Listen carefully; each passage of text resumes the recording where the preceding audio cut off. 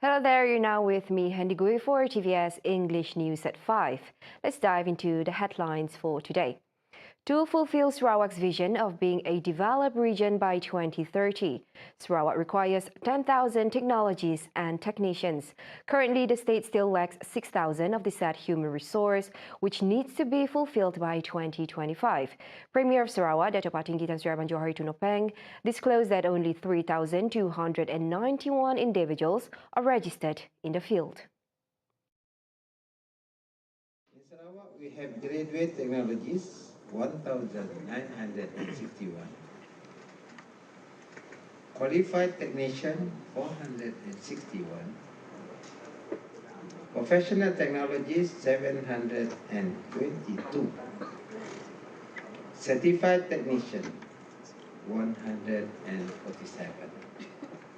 So we have a total sum of 3,291. Meaning we need another 6,000. I hope we are able to achieve that number for the year 2025, which is quite tough, a tall order. But at least by 2030, you must have sufficient technologies with you.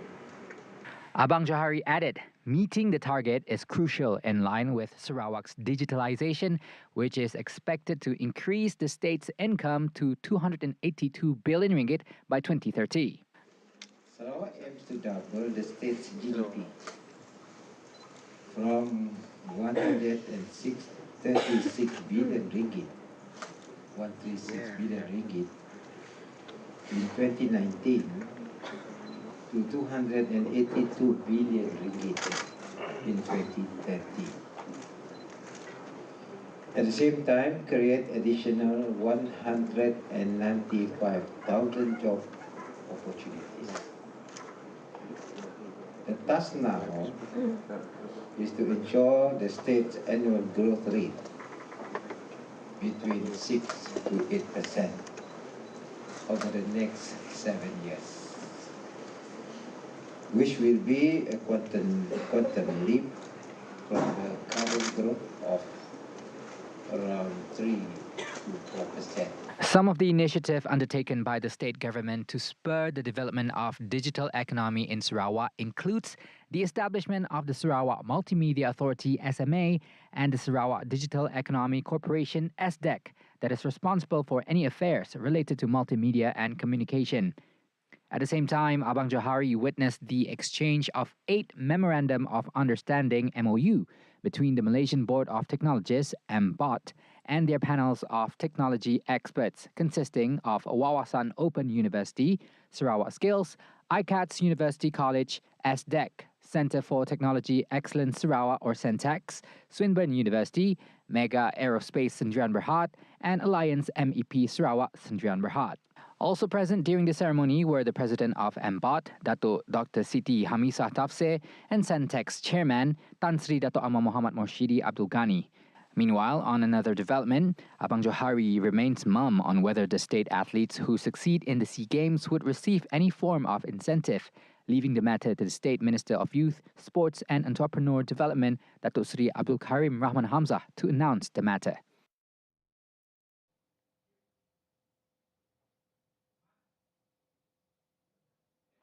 Now, ASEAN expressed its confidence in becoming the world's new economic powerhouse during its recent summit in Indonesia. Indonesian President Joko Widodo highlighted ASEAN's strength, including its robust economy, favorable demographics, and regional stability. According to the Asian Development Bank, the Asia-Pacific economies are projected to grow by 4.8% this year and next year, demonstrating the region's resilience. Leaders engage in productive meetings, discussing bilateral trade targets and economic development plans. Indonesia, as the current ASEAN chair, aims to promote the use of electric vehicles and reduce emissions. They plan to release an outcome document on developing a regional EV ecosystem to establish ASEAN as a global hub for the EV industry. ASEAN has also set a target of 23% renewable energy in its energy mix by 2025 to support a low-carbon future. President Widodo mentioned the Regional Comprehensive Economic Partnership, RCEP, a trade deal involving 15 Asia-Pacific countries, as a way to reinforce inclusive cooperation in the future. The RCEP covers 2.3 billion people, contributes to a significant portion of global GDP and trade, and involves ASEAN and its 5 trading partners, including China. Indonesian Tourism Minister Sandiaga Uno sees the relationship between ASEAN and China as beneficial for the world, especially with China's reopening of its borders and its positive impact on trade and investment. The government is urged to explore alternative and more effective approaches instead of relying solely on Employees Provident Fund (EPF) withdrawals. In line with this, Dr. Zul Hazwan Hussaini, an economist from the Faculty of Economics and Business at the University of Malaysia, Sarawak, UNIMAS, recommends that the government reassess the collateral and bank loan initiatives offered to contributors, as they could potentially result in unfair advantages for the bank. Kita harus ingat penubuhan asal KWSP itu adalah untuk keselamatan pencarum di hari tua. Seperti kita maklum, memang persekitaran ekonomi sekarang masih mencabar dan tidak menentu. Kerajaan harus memberi fokus kepada bantuan yang lain untuk menggantikan alternatif pengeluaran KWSP seperti mana yang dituntut oleh sebahagian rakyat. Pinjaman bank dengan mencagarkan simpanan KWSP akaun kedua ini satu alternatif sedia ada bagi yang berkemampuan. Bagaimana pula bagi yang tidak berkemampuan dan tidak punya kelayakan? Seperti yang saya katakan tadi, ramai golongan B70 mungkin tidak mempunyai baki yang cukup dalam akaun kedua KWSP. Kerajaan harus memikirkan alternatif tambahan. Furthermore, he also suggests that the government re-evaluate the impact of withdrawing funds from EPF in both the short and long term, considering its effect on the people and the economy. Dalam jangka masa yang pendek, saya mencadangkan agar program penstrukturan pembayaran balik pinjaman bank yang kurang birokrasi serta tidak memberatkan penjamin perlu diperkenalkan. Kerajaan harus campur tangan dalam soal ini agar pihak bank tidak mengaut keuntungan atas keadaan yang sudah sedia ada keruh ini. Ini untuk menjamin peminjam masih dapat mempertahankan rumah dan kereta yang dibeli melalui pinjaman. Selain itu juga, ini untuk mengelakkan meningkatnya bilangan statistik nama yang disenarai hitam serta muflis. Jika dibiarkan ini berlaku, ia akan melembabkan perkembangan ekonomi domestik dalam jangka masa yang panjang. Dalam jangka masa sederhana dan panjang, kerajaan juga harus mempercepatkan proses reformasi serta menggiatkan lagi serta memperkukuhkan lagi hubungan perdagangan dengan menawarkan insentif pelaburan yang menarik untuk menarik minat pelabur untuk melabur di negara kita. Ini akhirnya akan mencipta banyak peluang pekerjaan dan dapat meningkatkan pendapatan rakyat tempatan.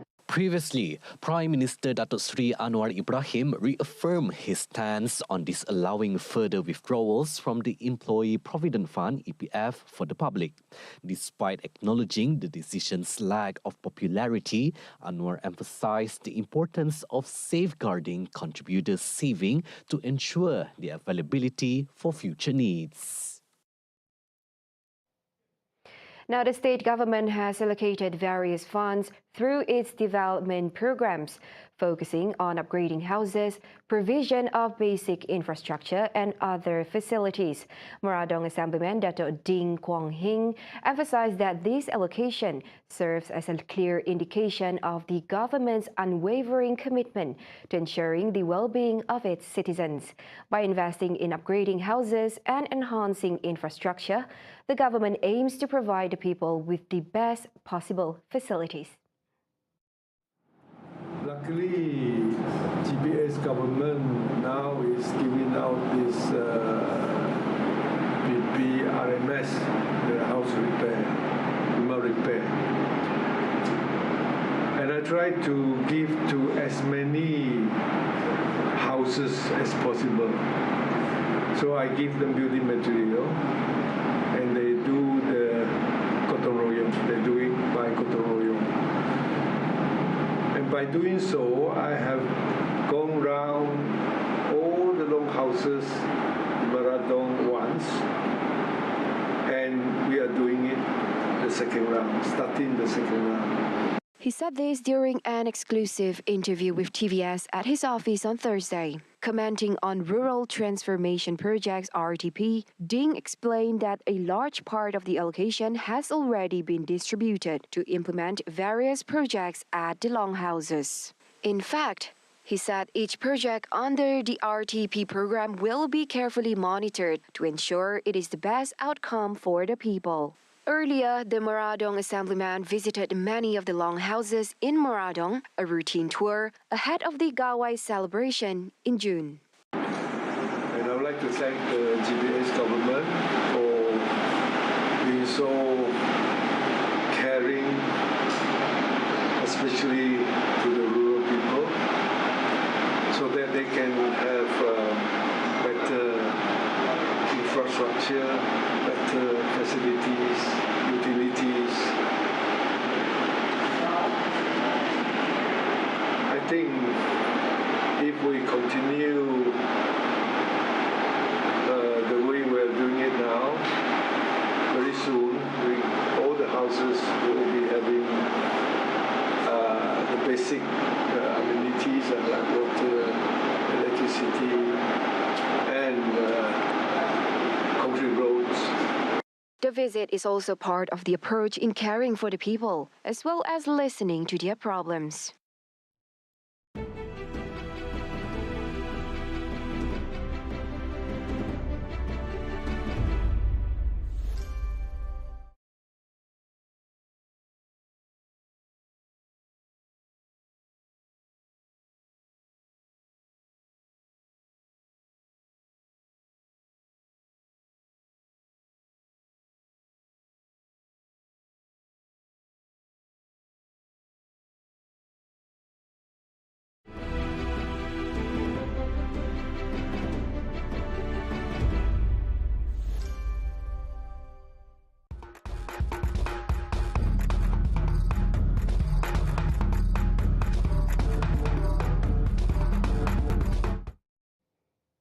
It was an unexpected victory for Sarawakian Kimberly Bong, who bagged a gold for Malaysia in the women's 3-meter springboard event in the 2023 Southeast Asian Games in Phnom Penh, Cambodia on Monday.